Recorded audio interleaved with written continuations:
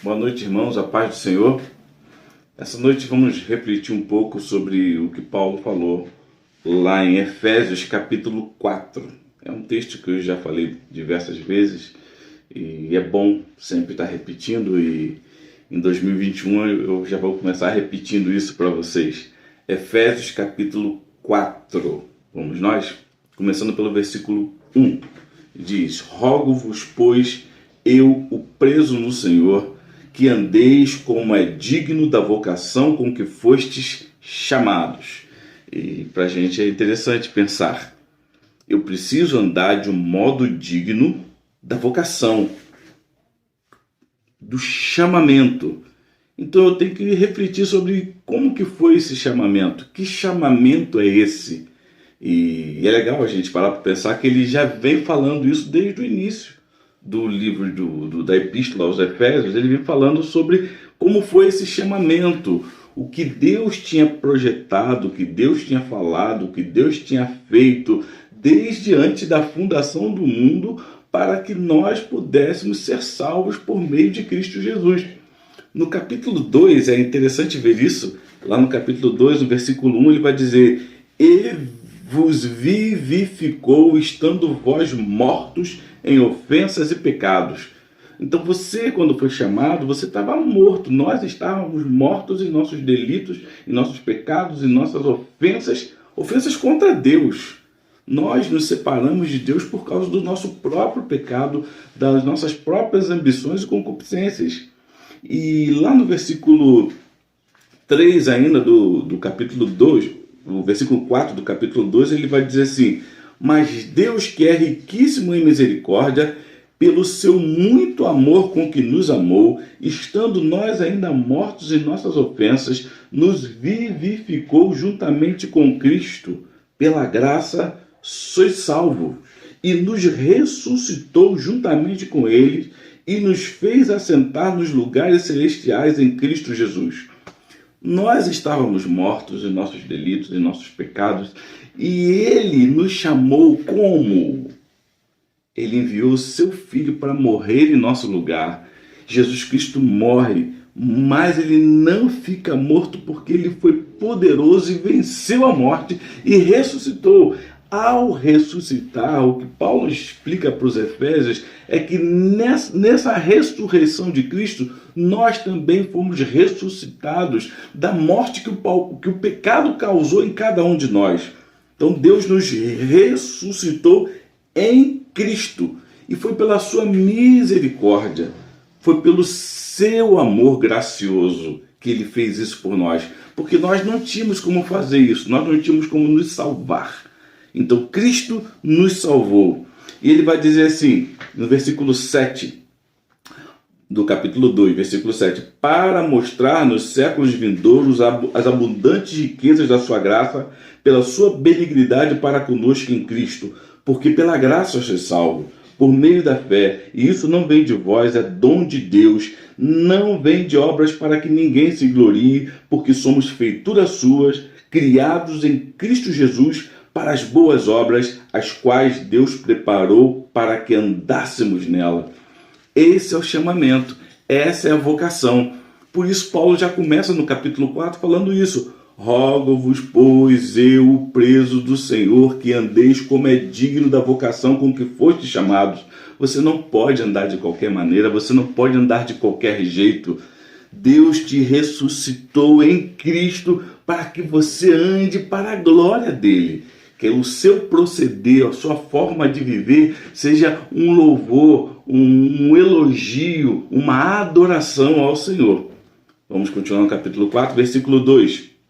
Como é que eu tenho que andar? Como que eu tenho que me portar? Ele vai dizer: com toda a humildade e mansidão, com longanimidade, suportando-vos uns aos outros em amor. Assim devemos nos portar. Versículo 3. Procurando guardar a unidade do Espírito pelo vínculo da paz. Então, como é que eu tenho que andar? Com humildade, com mansidão, com longanimidade, suportando um ao outro. E eu devo guardar com isso essa unidade que há entre nós como irmãos. Bacana, né? Versículo 4. Há um só corpo e um só Espírito, como também foste chamado em uma só esperança da vocação. Um só Senhor, uma só fé, um só batismo, um só Deus e Pai de todos, o qual é sobre todos e por todos e em todos. Então a gente tem muita coisa em comum. Praticamente nós temos tudo em comum quanto à nossa vocação. Tudo em comum quanto à nossa vocação, ao nosso chamado. Nós comungamos do mesmo chamamento. Nós comungamos da mesma vocação. Deus não é um Deus de confusão. Eu escrevi aqui, às vezes nós somos tão diferentes que as pessoas do mundo se confundem.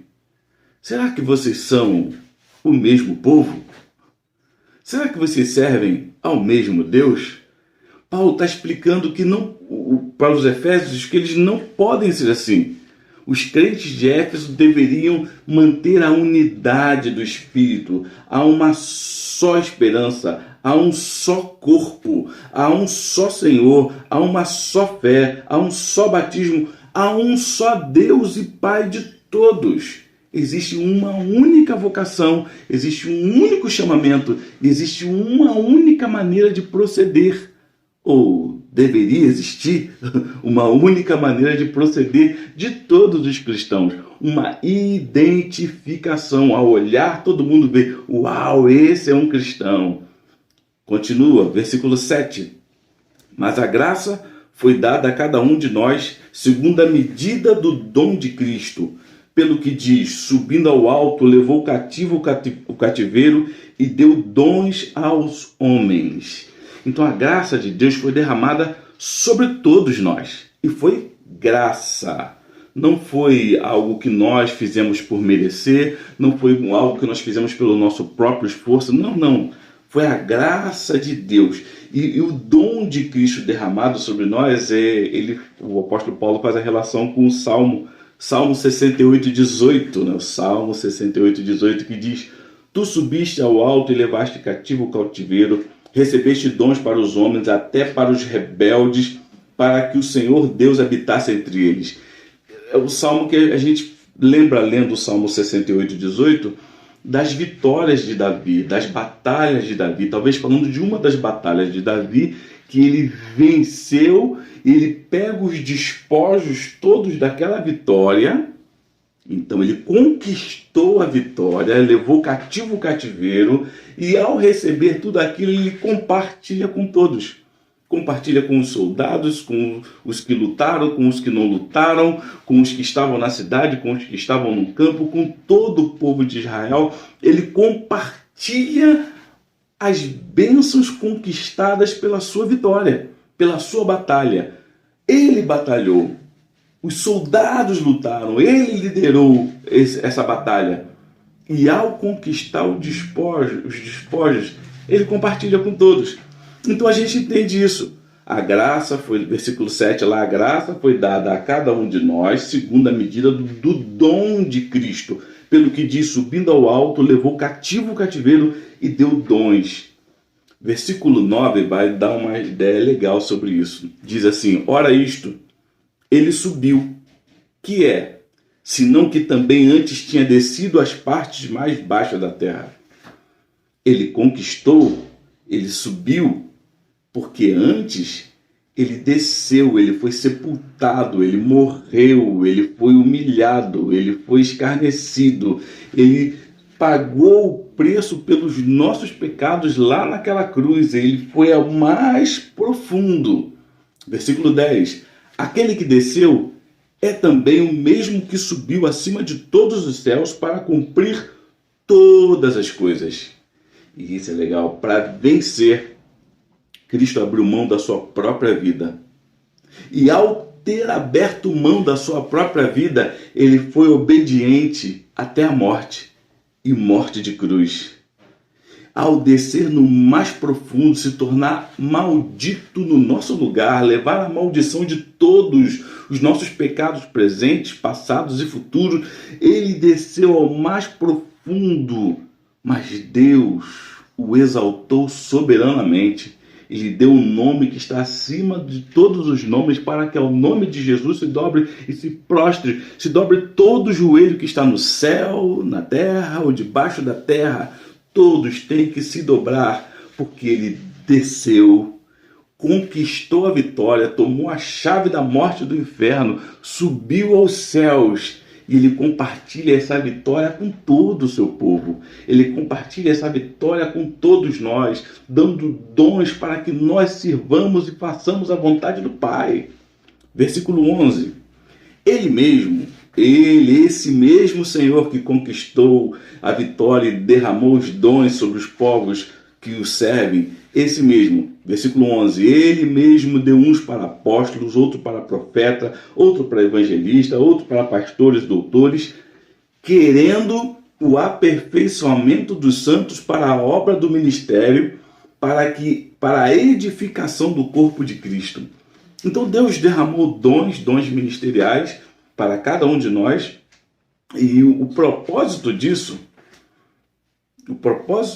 não é que a gente fique feliz porque a gente agora tem dons, eu sou evangelista, eu sou pastor, eu sou mestre, eu ensino, eu prego, eu falo, e a gente fica tão feliz com isso que a gente esquece do propósito disso.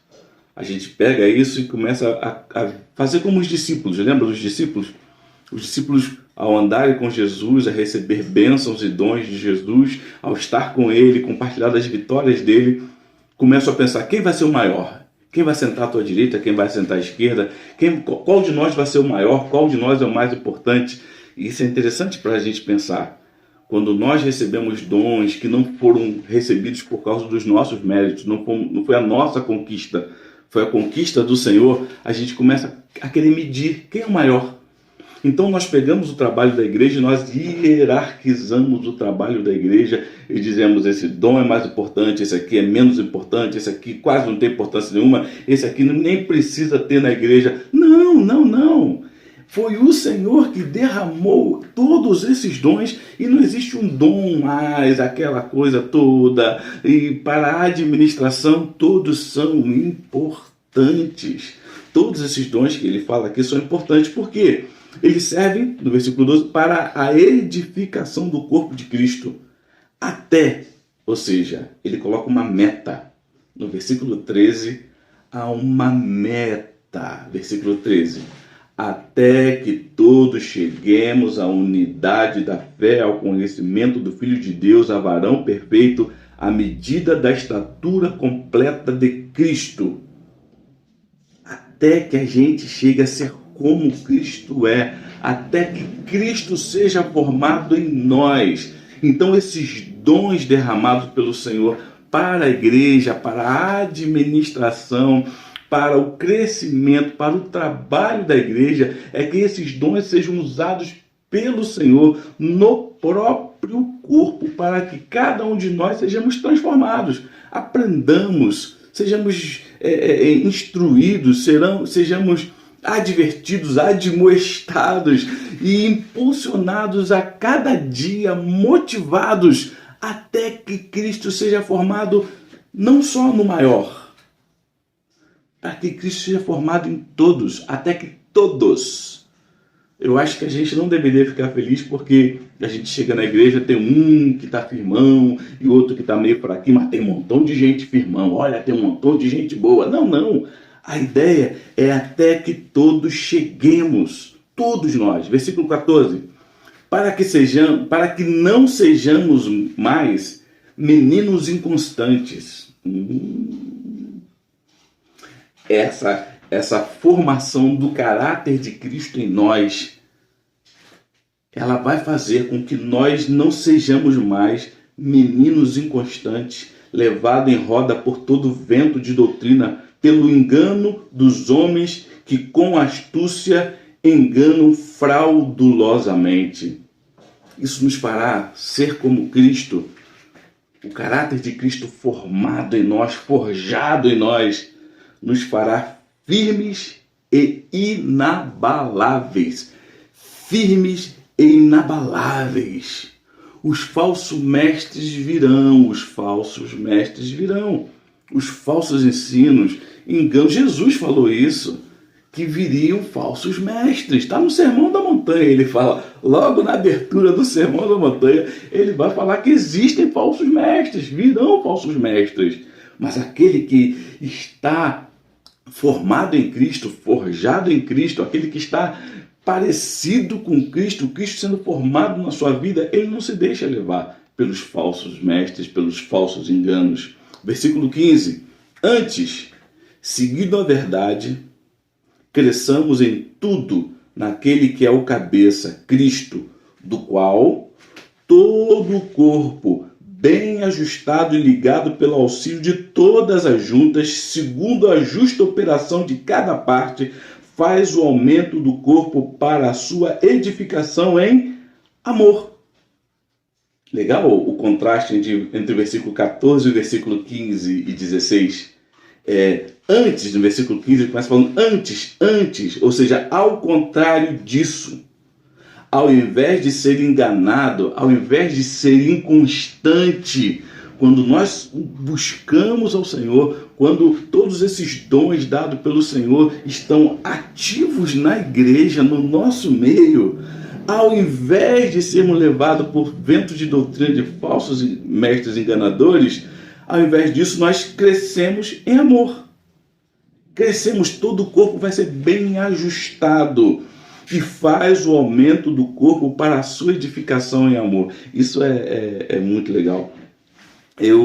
No versículo 17, ele começa a falar sobre que nós andávamos de um jeito, mas agora nós temos que andar de outro. Nós antes seguimos o curso desse mundo, mas agora não. Agora nós somos nova criatura. Nós não aprendemos assim a Cristo. Nós devemos deixar isso. Lá no versículo 20, ele vai explicar.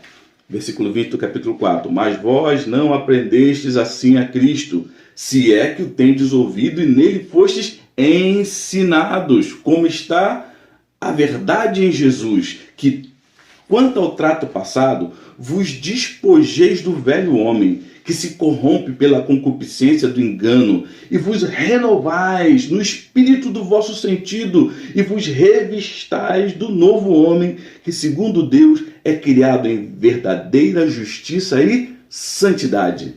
Então a gente tem que se despir dessa velha forma de viver. Nos despir dessa velha forma de andar e proceder. E nos vestir desse novo homem que foi edificado e ensinado em Deus. O novo é incompatível com o velho. A gente não tem como colocar vinho novo em odre velho. A gente não tem como colocar remendo novo em pano velho. Não dá, irmão, se rompe, é incompatível. Então, renove-se vestindo-se da nova criatura que foi renovada em Cristo e que a cada dia é ensinada e cada dia vai se identificando com Cristo, cada dia mais parecido com o seu mestre. Continuamos aqui. Versículo 25. Ele vai dar as instruções finais aqui do capítulo 4. Versículo 25, ele vai dizer: pelo que deixai a mentira, e falar a verdade cada um com o seu próximo, porque somos membros uns dos outros.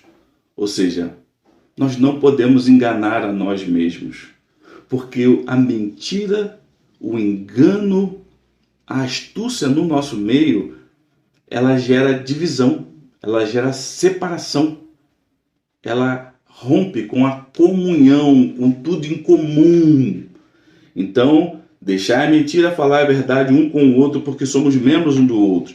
Irai-vos e não pequeis, não se põe o sol sobre a vossa ira, não deis lugar ao diabo. O versículo 25 e 26, eles são juntos, não é? Na mesma perícope. Então, quando eu me irar, eu preciso logo resolver isso. Eu preciso controlar os meus sentimentos, as minhas emoções, para que eu não venha externar isso e romper a comunhão. Quando eu não resolvo, quando eu fico remoendo e remoendo, aquilo vai te gerando uma amargura. Eu olho para o irmão, já não fecha contato. como criou Zinable, né? Não fecha contato mais. Então há uma separação entre nós. Não deis lugar ao diabo. A ira veio, você teve uma dificuldade com o irmão, algo aconteceu, resolva. Resolva com amor, resolva passando o amor sobre tudo. Amém? Continua no versículo 28. Aquele que furtava, não furte mais. Antes trabalhe, fazendo com as mãos o que é bom, para que tenha o que repartir com o que tiver necessidade. Isso é bem legal, né? O que furtava, não furte mais, né? Aquele que roubava, não roube mais. Ao contrário, trabalhe para ter o que repartir com o que tiver necessidade. Ele está querendo dizer, ao invés de pegar, agora você tem que aprender a dar. Ao invés de obter vantagens, você agora tem que aprender a dar vantagem, a ser generoso. Ao invés de pensar somente em si, no que lhe é próprio, você ama. E o amor dá. O amor é gracioso. O amor é generoso. Então, aí tem uma coisa interessante. Até os teus ganhos, os nossos ganhos, são comuns. Eu preciso compartilhar do que Deus tem me dado. Eu preciso compartilhar do que Deus tem me favorecido. Comum. Continua, versículo 29. Não saia da vossa boca nenhuma palavra torpe. Torpe é bruta, agressiva, ferina, odioso, uma palavra... É interessante hoje o discurso de ódio, né? Seu lixo, seu isso, como a gente ouve isso na internet hoje, né? E até cristãos, ou que se dizem cristãos, com palavras brutas, eu detesto, eu odeio, eu... Gente, não saia da vossa boca nenhuma palavra torpe, mas só a que for boa, para promover edificação, para que dê graça aos que a ouvem. Ao invés de uma palavra bruta, ao invés de um discurso de ódio, ao invés de uma agressividade, de ser ferino, você é uma pessoa que a sua palavra edifica. Você traz uma palavra de conciliação, você traz uma palavra de esclarecimento, de bênção. Se não tem o que falar, não fale. E se for falar, fale algo que edifique, que abençoe, que esclareça, que una ao invés de dividir, ao invés de separar, ao invés de polarizar. Ok? Versículo 30. E não entristeçais o Espírito Santo de Deus, no qual estáis selados para o dia da redenção. As suas atitudes, elas devem ser uma atitude que glorifique ao Senhor, que exalte ao Senhor, ao invés de entristecer o Espírito, porque o Espírito habita em nós. Isso nos torna como que ungidos, né? Todos somos ungidos, todos temos a presença do Espírito em nós. Nós fomos selados para o dia da redenção, né? Selado é a ideia do selo, daquele anel. Lembra do anel que tinha os grandes proprietários? Eles tinham um anel da família, não é? Que eles selavam cartas, selavam coisas, compravam madeira, iam lá com aquele anel e marcava, né? Marcava ali a madeira, e quando o servo dele vinha para buscar a madeira, ele olhava lá a que estava com selo, era a prova que ele tinha adquirido aquilo, a prova de que aquilo lhe pertencia. Então, você e eu somos selados, marcados pelo Espírito Santo. Nós pertencemos ao Senhor, nós pertencemos a Deus. Então, eu não devo entristecer ao Espírito Santo com o meu proceder. Tem gente que fala até assim, Deus me perdoe, mas eu vou falar. Deus me perdoe, mas eu vou... Mas como assim Deus me perdoe? Isso é pecado doloso. Não, todo pecado é doloso, né? Mas houve a intenção e já foi premeditado. E disse, o Espírito Santo me perdoa, mas eu não vou me aguentar. Eu vou falar. Não. O importante não é o que você pensa. O importante não é o que você acha. O importante não é o teu sentimento. Nós vivemos para a glória de Deus.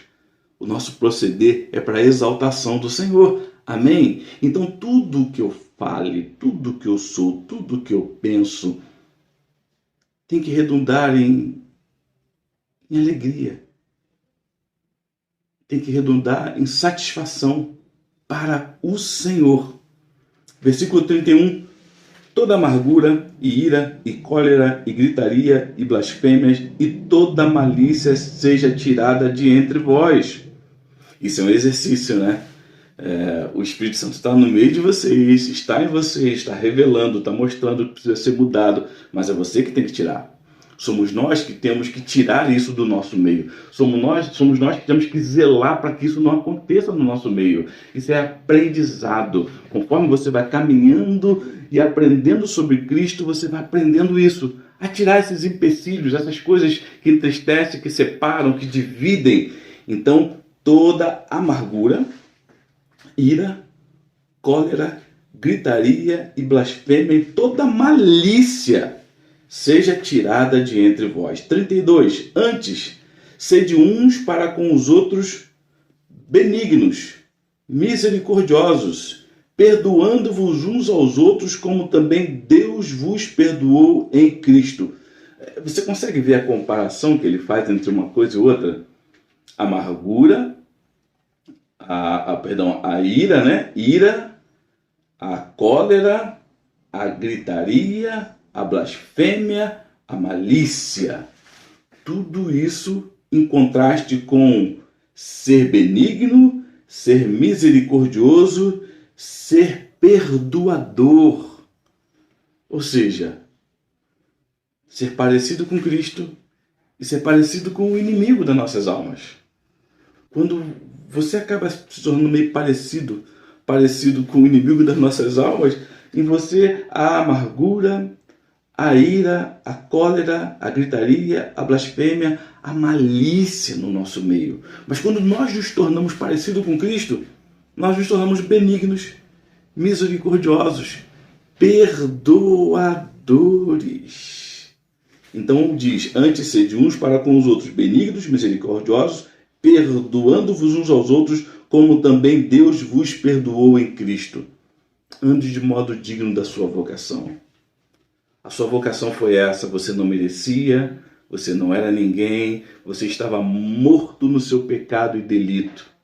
Mas ele enviou Jesus Cristo, que assumiu toda a tua culpa, toda a sua maldição, como um cordeiro mudo não abriu a sua boca, como um sacrifício no nosso lugar, como propiciação pelos nossos pecados.